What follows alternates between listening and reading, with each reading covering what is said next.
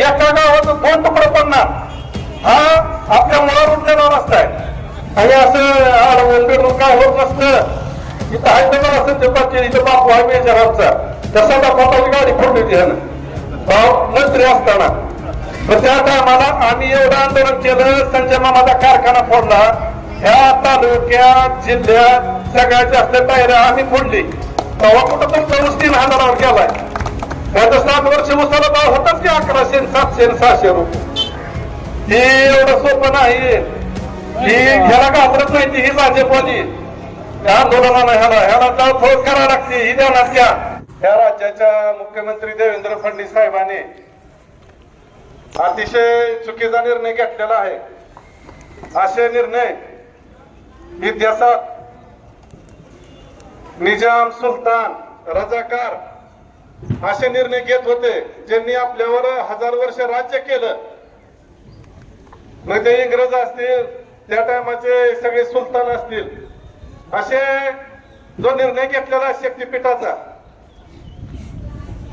हा रद्द होण्यासाठी ह्या माढा तहसील कार्यालयावर जो मोर्चा काढलाय त्या मोर्चासाठी उपस्थित असलेले के पाटील, संजय पाटील, सोलापूर जिल्ह्याचे जिल्हाध्यक्ष शिवाजी भाऊ, संभाजी ब्रिगेडचे अध्यक्ष सचिन बापू, वकील साहेब विजय शिंदे साहेब व सर्व उपस्थित शेतकरी, या आंदोलनात उपस्थित असलेले सगळे न्यूज मीडिया, पोलीस भावांनो, पत्रकार भावांनो,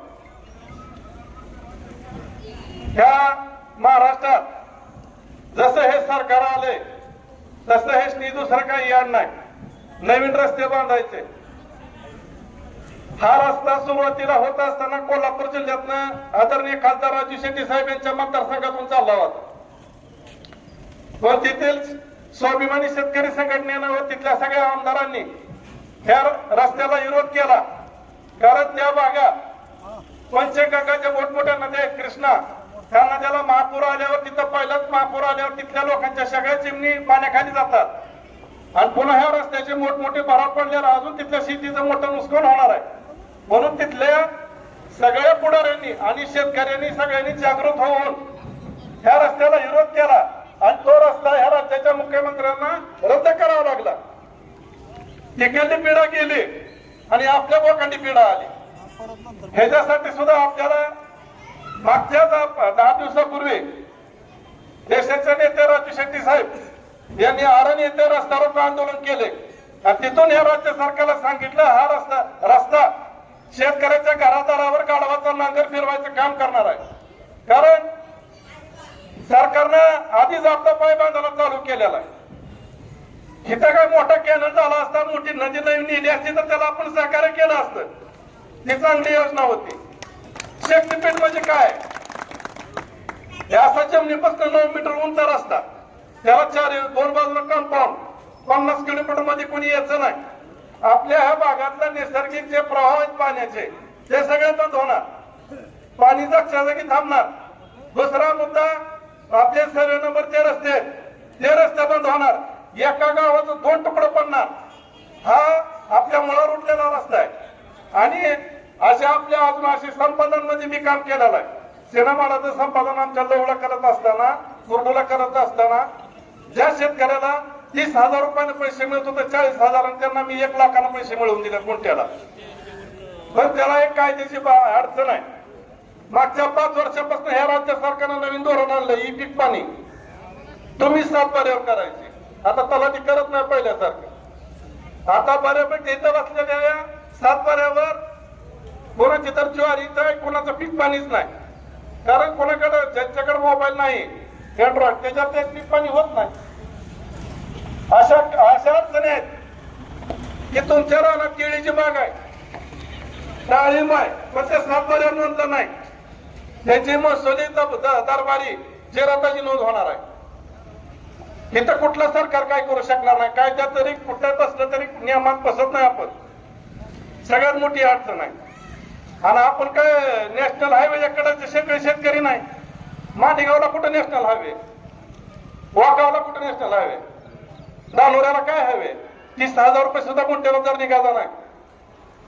आणि आपल्या लोकांनी अजून एक कायदा केला त्या उद्धव ठाकरेंना आणि अजित पवारने. 2 पट राज्य सरकार जिथं संपादन करणार आहे तिथं 2 पट पैशाचा जीआर आहे यांच्या पैसे. मी खोटं बोलते तुम्हाला. केंद्र सरकार जर संपादित करत असेल तर 5 पट पैसे. संपादनात 2 कायदा आहेत. भूसंपादनात सुरुवातीला कायदा होता इंग्रजांचा 1894चा. ज्यांच्या जुन्या चिमणी संपादित झालेल्या आहेत ते 1894च्या कलमानं झाले. फुकाट चिमणी घ्यायचा कायदा म्हणजे 1894चा कायदा. त्याच कायद्याखाली उजनी धरण झालेला, कॅनेल आपल्या तालुक्यात झालेला. कमी पैसे लवमध्ये ज्यांना जुन्या ह्यानं पैसे मिळत का हो? 16,000 रुपये एकर, 16,000 रुपयाला एकर बागा चिमणी गेले. मग 13 साली जो कायदा झाला होता केंद्रात त्याला 5 पट पैसे आहेत, पण त्याला चिमणीचा निकष आहे. आणि बागा चिमणी कुठल्या? ज्या सातबाऱ्यावर केळी आहे, ऊस आहे, ती 12 महिने झालं. द्राक्षीची बाग आहे, लिंबोनीची बाग आहे, डाळिंबाची बाग आहे, ती हंगामीमध्ये मोडतंय. त्याला 6 महिनेच असतो बा, ती 6 महिने सुट्टी असते. असा सरकार दरबारचा निर्णय, माझा नाही.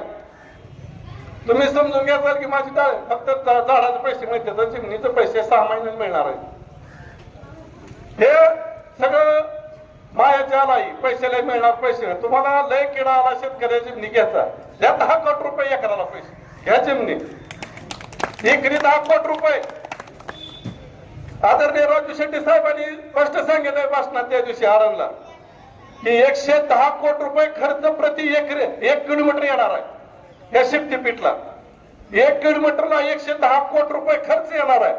मूळ भांडवल आमचं, चिमणी आमच्या, त्याच्यावर तुम्ही 110 रुपये कोटी खर्च करणार आणि आम्हाला देणार 10 लाख आणि 12 लाख. असं कसं चालत? त्याच्यामुळे सगळ्यांना ही जे आता मापणी चालू आहे आणि असं अडवून बिडवून काय होत नसतं. इथं आहे तर बघा संजय पाटील, इथं बापू आहे मेजर आमचा, त्या सदा खोताची गाडी फोडली होती ह्यानं. भाऊ मंत्री असताना लालदेव या गाडीत बसला होता, टाळ्या वाजून त्याचा स्वागत. ही मंत्री होता तरी त्याची गाडी फोडली. आणि तुम्ही जरा ही मानेगाव ही साईड कधी आंदोलनात नसते, आरण कुळशी अशा आराम आहे की कधी वाकाव का कुठं नसतं तुम्ही. ऊसाचं आंदोलन आजी दादा म्हणला होता 1400च्या पुढे कोण भावचं तर त्याला बघतोच. 2011 साली तुम्ही होता की पाटील आमच्या संग. पण त्या टायमाला आम्ही एवढं आंदोलन केलं, संजय मामाचा कारखाना फोडला. ह्या तालुक्यात जिल्ह्यात सगळ्यात जास्त टायर आम्ही फोडली. तेव्हा कुठं तुमचा ऊस 3000वर गेलाय. नाही तर 60 वर्ष ऊसाला भाव होताच की 1100, 700, 600 रुपये, 240 रुपये. बघा आकडा. सांगायचं एक आहे, आपल्या दारात रानात ही गाडी आली की तिचा कार्यक्रम झाला पाहिजे. ही एवढं सोपं नाही. ही ह्याला घाबरत नाही ती ही भाजपवाली आंदोलनाला ह्याला जळफळ करायला लागते. ही ध्यानात घ्या. ही एवढं सोपं नाही. मी काल वकील साहेब तुम्हाला फोन करून सांगितलं होतं, आंदोलन रस्ता रोखून ह्याला घाबर नाही. ती ह्या भाजपला मी 60 वर्ष आंदोलन केले. ती काय केलंय त्यांनी तर ते कुठं होती. त्यासाठी येणाऱ्या काळात तुम्हाला उग्र आंदोलन करावं लागतेली. आणि एवढं सोपं नाही. तुमच्या घरदार जाणार आहे, काय राहणार आहे का तुम्हाला पुन्हा. आणि पैसे टिकत नाही तर आमच्या ते 2-2 कोटी रुपयाला केलं सिनेमाला नाही खर्चून बसली. शक्तीपीठ मार्गाला पैसे आले तर त्या पलीकडला समृद्धीला पैसे भरपूर आलं. टाटा स्कॉर्पिओ फॉर्च्युनर गाड्या घेऊन पोरं फिरते ती सोन्याचं घालून झाली मोकळी. आता त्याच हाटीलवर 500 रुपये टिप देत होती वेटरला. आण जेवण आण केअर. आता त्याच हाटीने टिपलं पुसते. एवढं सोपं नाही. आपल्याला आपल्या जमिनी द्यायच्या नाही त्या. जमीन न देण्यासाठी तुम्ही एक दिवस हुशार आहे. तुमच्या भावानं जरी एक दिवस जरी चुकून तुमची पाण्याची पाळ्या हाणली तर नवरा बायको तांडके घेऊन जाताय सख्या भावावर. तुमच्या भावानं थोडं जरी बांध इकडे सरला चुकून तर लगेच तांडके घेऊन जाताय. आता तर तुमचा कारभारच घेऊन चालले ती सगळं. तरी तुम्ही शांत आहे. कुठं आहे ती दांडकी, कुठं आहे ती पुयती, कुठं आहे काळी पिटी, ही सगळं बाहेर काढावं लागत. एवढं सोपं नाही. हे आंदोलन उग्रच करावं लागत. तेव्हा ह्या राज्याच्या मुख्यमंत्र्याला प्रशासनाला जाग येईल. आणि आता ही पोलीस असू द्या, या अधिकारी असू द्या, आपल्या विरोधात कार्यक्रम चालू झाला की निजामाचं सैन्य, रजाकाराचं सैन्य, सगळी धोरणं आपल्या विरोधात असते. ती प्रशासन आता अख्ख्या जिल्ह्यात तर पोलीस आहे ती माढा तालुक्यात 4 दिवस झालं. आख्या जिल्ह्यात नाही ती सगळीकडे 4-5 दहा पोलीस बोलून बंदोबस्तात नापणी चालू. त्या दिवशी ज्यांनी तो ड्रोन आणि ती मशीन फोडली त्या शेतकऱ्यांचं व त्या कार्यकर्त्यांचं सगळ्याच्या वतीनं टाळ्या वाजून स्वागत करा. आणि ते काम माळशिरस तालुक्याने केले तुमचं डबल स्वागत, त्याच्याबद्दल आम्ही तुमचा आभार आहे. पण येणाऱ्या काळात सुद्धा तुम्हाला उग्र आंदोलन केलं तर हा रस्ता शक्तीपीठ रद्द होणार आहे, असा रद्द होणार नाही. त्यासाठी तुम्हाला ताकदीनं तोडफोड करावी लागेल. मला माहिती मी एवढं बोलतो माझ्यावर गुन्हा दाखल होणार आहे, मला त्याची काळजी नाही. कारण त्या दिवशी आरणला आमच्या 35 जणांवर गुन्हा दाखल झालाय राजू शेट्टी साहेबांसहित, जमीन तुमची जायची आणि गुन्हा राजू शेट्टी साहेबांवर दाखल झालाय. ह्याच्यासाठी आम्ही गुन्हा घ्यायला तयार आहे. आमच्यावर पहिला 38 लाखाचा दावा आहे संजू मामाचा, कारखाना फोडला म्हणून. आम्ही सगळे हेल्पट घालतोय, त्याच्याबद्दल काय नाही. पण तुम्ही जागरूक होणं महत्वाचं आहे. एवढंच बोलतो, इथंच थांबतो. जय हिंद, जय स्वामी.